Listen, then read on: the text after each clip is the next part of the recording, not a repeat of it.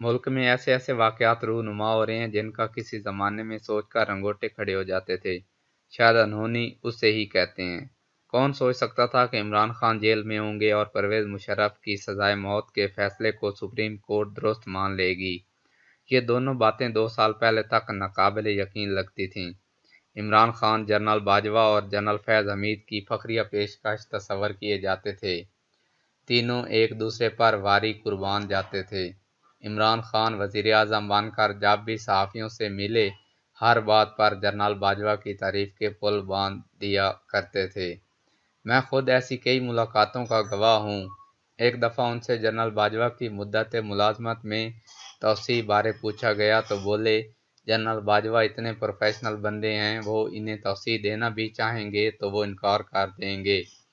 یہ الگ کہانی ہے کہ بعد میں وہی جنرل باجوہ خود وزیر اعظم ہاؤس بیٹھ کر اپنی سمری کی نوک پلک درست کرا رہے تھے، جبکہ جنرل فیض نواز شریف اور آصف علی زرداری سے خفیہ ملاقاتیں کر کے جنرل باجوہ کے لیے ووٹ مانگ رہے تھے، اور پھر سب نے دیکھا کہ جنرل باجوہ کی مدت ملازمت کے قانون کو قومی اسمبلی میں ریکارڈ ووٹ پڑے۔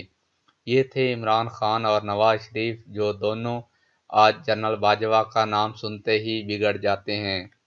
2019 میں جب خصوصی عدالت نے جنرل مشرف کو پھانسی کی سزا سنائی تھی تو پورے ملک میں شور مچ گیا تھا۔ کون سوچ سکتا تھا کہ سابق آرمی چیف یا سابق صدر پاکستان کو عدالت پھانسی کی سزا سنا سکتی ہے، چاہے اس سزا پر عمل نہ ہو سکتا ہو۔ اس وقت کے ڈی جی ISPR نے مشرف کے خلاف اس فیصلے پر شدید رد عمل دیا اور پھر اس فیصلے کو لاہور ہائی کورٹ سے رکوا دیا گیا، جو آخر کار سپریم کورٹ تک پہنچا۔ اب سپریم کورٹ کے فیصلے نے سب کو چونکا دیا ہے۔ جنرل باجوہ دور میں جب یہ فیصلہ سامنے آیا تھا تو ان حالات میں کوئی توقع نہیں کر رہا تھا کہ عدالت اس ایشو پر بڑا جھٹکا دے سکتی ہے۔ General Bajwa, General Baig, General Kayani بھی کراچی جا کر جنرل مشرف کے جنازے میں شریک ہوئے تھے۔ جنرل مشرف کو باقاعدہ فوجی اعزاز کے ساتھ دفنایا گیا۔ اب اچانک حالات بدل گئے ہیں۔ اس فیصلے میں جو اہم بات ہے وہ یہ ہے کہ اس کیس کی سماعت کے لیے پرویز مشرف کے ورثاء کو بار بار نوٹس جاری کیے گئے۔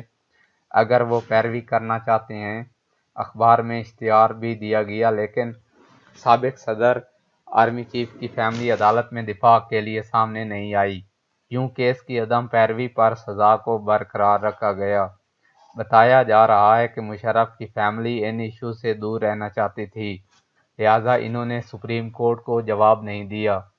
مجھے یاد پڑتا ہے کہ جنرل یحییٰ کے بیٹے علی خان ہر دفعہ اپنے والد کا دفاع کرنے ہر ٹی وی شو میں پہنچ جاتے تھے۔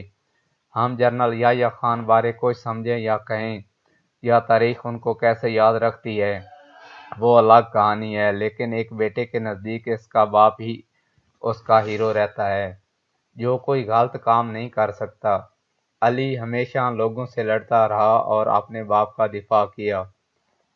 مان لیا کہ پرویز مشرف کے بچے ان ایشوز میں نہیں پڑھنا چاہتے ہوں گے کہ کون سپریم کورٹ پیشیاں بھگتے، کون امریکہ سے اسلام آباد کے چکر لگائے، مگر یا تو آپ اپنے باپ کی جائیداد سے لا تعلق ہوں اور کچھ نہ لینا چاہتے ہوں، تو پھر آپ یہ کہہ سکتے ہیں کہ ہمارا اپنے باپ کے فیصلوں یا ایکشن سے کچھ لینا دینا نہیں۔ وہ حکمران تھے، اچھے برے فیصلوں کے وہ خود ذمہ دار تھے، ہم نہیں۔ لیکن جب آپ ان کی وراثت اور جائیداد کے مالک ہیں تو پھر آپ کو باپ کے لیے وکیل کرنا چاہیے تھا۔ اگر مشرف کے سعودی بادشاہ کے $10 ملین کے تحفے سے خریدے گئے لندن فلیٹ میں رہنے کے لیے جا سکتے ہیں تو اسلام آباد کیوں نہیں آ سکتے؟ کیا باپ کی جائیداد اچھی ہے لیکن اس پر مقدمات ہوں تو اولاد کو کوئی پرواہ نہیں ہونی چاہیے؟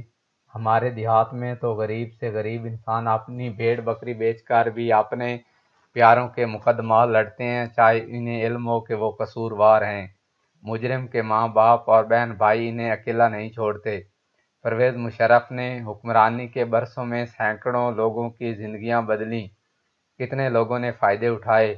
کراچی اور لاہور کے بزنس مین ان کی شان میں اپنے گھروں پر پارٹیاں کرتے تھے۔ پرویز مشرف نے بار کونسل کو کروڑوں روپے کے چندے دیے۔ 10 کروڑ کا چندہ سپریم کورٹ بار ایسوسی ایشن کو اس وقت دیا جب ریٹائرڈ جسٹس قیوم ملک अटॉर्नी जनरल लगाए गए थे। आज उन वकीलों में से कोई भी मुफ्त वकील बनकर खड़ा नहीं हुआ। मुशर्रफ ने कितने ही सेवल मिलिट्री अफसरान को प्रमोशन दी, कई साबिक फौजी अफसरान को वजीर बनाया। हर वक्त आर्मी हाउस में दरबार सजा रहता था, जहां हर कोई फायदा लेता था। आज वो सब गायब हैं।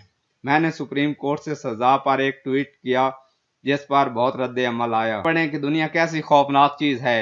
मैं मुशर्रफ दौर में उनकी हुकूमत का नकाद रहा, दर्जनों स्कैंडल ब्रेक किए, खबरें की और मुश्किलात भी उठाई, लेकिन इस फैसले की खबर ने एक और अफसोसनाक इंसानी पहलू की तरफ तवज्जो दिलवाई है।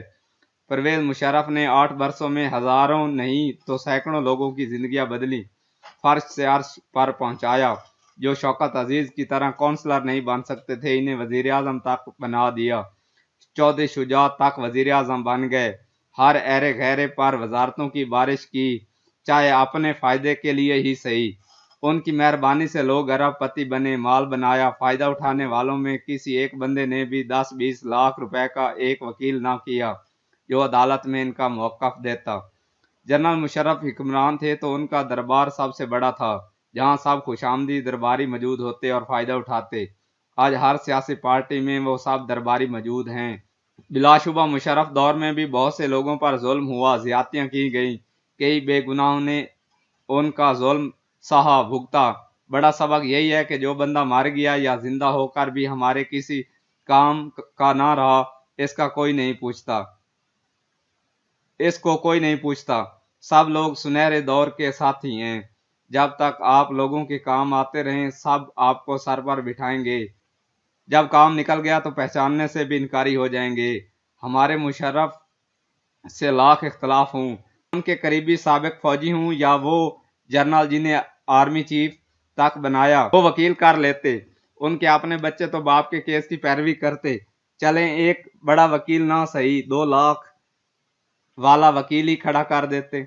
या बच्चे भी बाप को कानून शिकन समझते थे, जैसे प्रोसिक्यूशन और अदालत ने करार दिया। वही बात है कि जब ये लोग हुक्मरान होते हैं तो खुद को ये यकीन दिलाते हैं कि अपन ही भगवान है। मर जाएं तो बच्चे तक के इसकी पैरवी नहीं करते, जिनके लिए आप अरबों की जायदादें बैंक बैलेंस छोड़ जाते हैं। खैर जैसा भी था, जनरल याह्या का बेटा अली खान बाप का दिफा करने हर जगह पहुंच जाता था। जनरल मुशर्रफ के बच्चों से इस्लामाबाद तक ना आया गया, जहां उनके बाप की सजाए मौत कन्फर्म की गई। मुझे ब्रिगेडियर रिजाज शाह का जुमला याद आया, जब वो ननकाना से पहला इलेक्शन हारे थे।